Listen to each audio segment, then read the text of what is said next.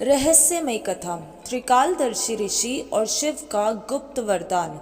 नमस्कार प्रिय दर्शकों, एक बार फिर आप सभी का स्वागत है हमारे YouTube चैनल धार्मिक स्टोरीज में, जिनमें हम आपके लिए कुछ रहस्यमय कथाएं और अद्भुत रोमांचक कहानियां लाते हैं, जिन्हें सुनकर न केवल आपके मन को बल्कि आपकी आत्मा को भी संतुष्टि मिलती है।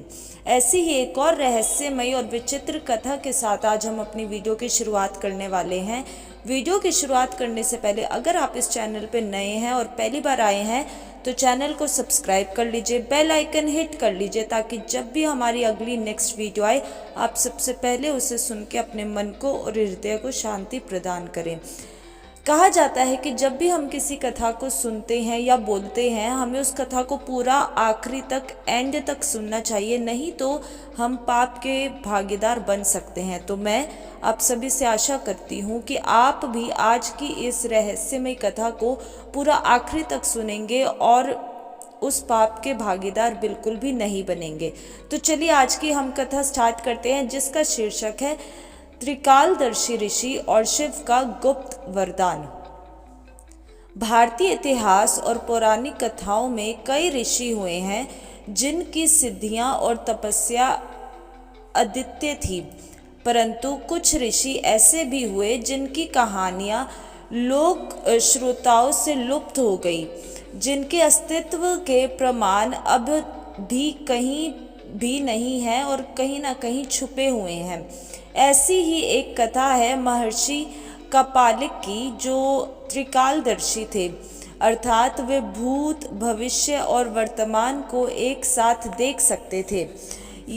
इस कथा का रहस्य इतना गूढ़ है कि इसका उल्लेख केवल कुछ ही गुप्त ग्रंथों में मिलता है, और वह भी प्रतीकों में है।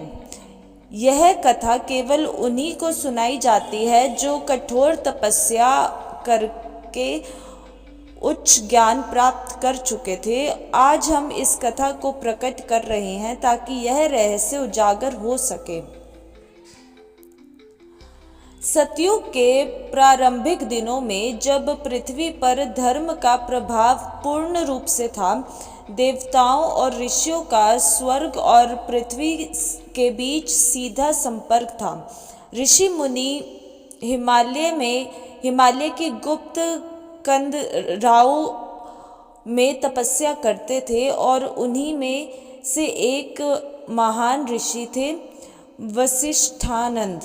वशिष्ठानंद केवल एक साधारण ऋषि नहीं थे, बल्कि वे स्वयं सप्त ऋषियों में से एक वशिष्ठ ऋषि के वंशज थे।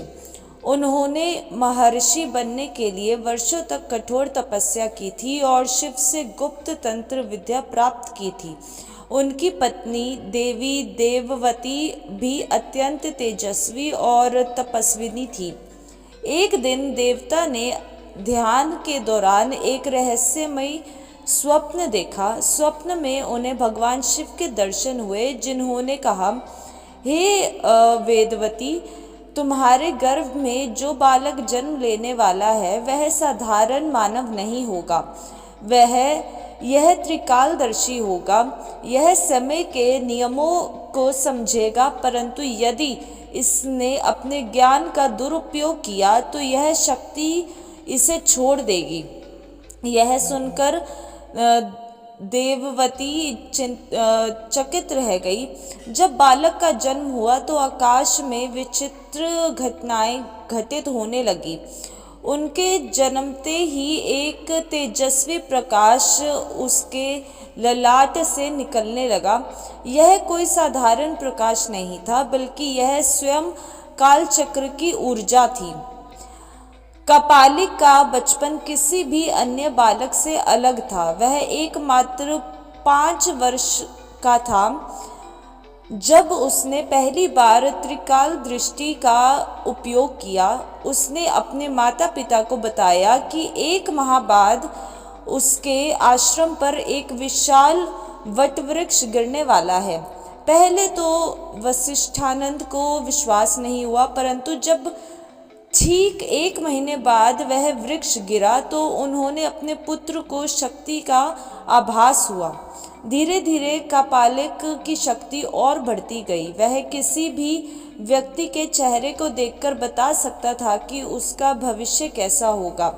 उसने एक बार एक याजक को बताया कि वह अगले कुछ वर्षों के लिए महान तपस्वी बनेगा और एक भविष्यवाणी सत्य निकलेगी।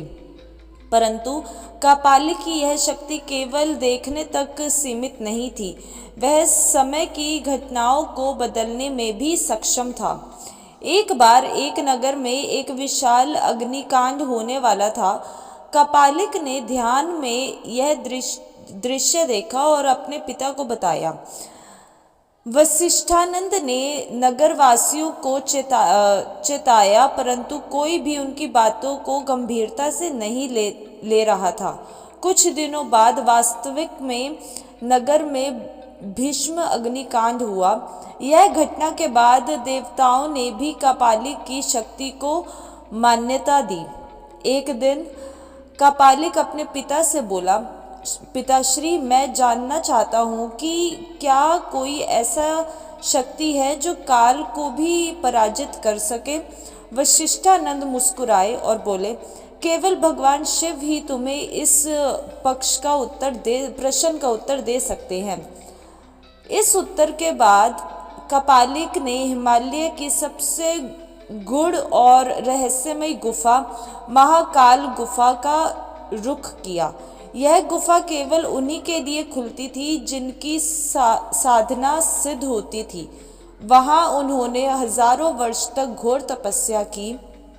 उनके तप से पूरी सृष्टि प्रभावित होने लगी और अंततः भगवान शिव प्रकट हुए। शिवजी ने कहा, हे महर्षि कापालिक, तुमने काल को समझने की सिद्धि प्राप्त की है, लेकिन इसलिए मैं तुम्हें इस एक गुप्त विद्या का प्रदान करता हूँ। यह विद्या ऐसी थी जिससे कोई भी व्यक्ति काल चक्र के पार जा सकता था, परंतु शिव ने एक शर्त रखी, जो भी इस विद्या को जानेगा वह संसार से अदृश्य हो जाएगा और काल चक्र के बाहर चला जाएगा। कापालिक ने ध्यान पूर्वक शिव की आज्ञा सुनी और उसे रहस्य को आत्मसात किया। जैसे ही उन्होंने शिव की दी हुई रेखा को पार किया तो इस संसार के दृष्टि से लुप्त हो गए। कहते हैं कि कापालिक आज भी इस ब्रह्मांड में उपस्थित हैं, परंतु वे अदृश्य हैं। कुछ ग्रंथों में लिखा है कि कलयुग की अंतिम समय आएगा जब कापालिक पुनः प्रकट होंगे और शिव का गुप्त संदेश इस संसार को देंगे, परंतु वह संदेश क्या होगा? क्या वह सृष्टि के अंत का संकेत होगा? क्या वह धर्म के पुनर्स्थापना का संकेत होगा? या फिर वह किसी ऐसी शक्ति का रहस्य बताएगा जिससे ब्रह्मांड का पूर्ण निर्माण हो सकता है?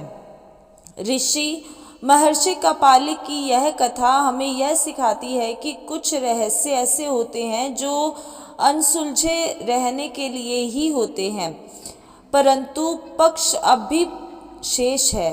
क्या कोई साधक उन्हें देख सकता है?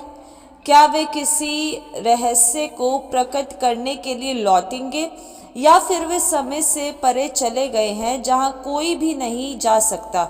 यह पक्ष आज भी अनुत्तरित है और शायद सृष्टि के अंत तक अनुत्तरित ही रहेगा। बोलिए हर हर महादेव।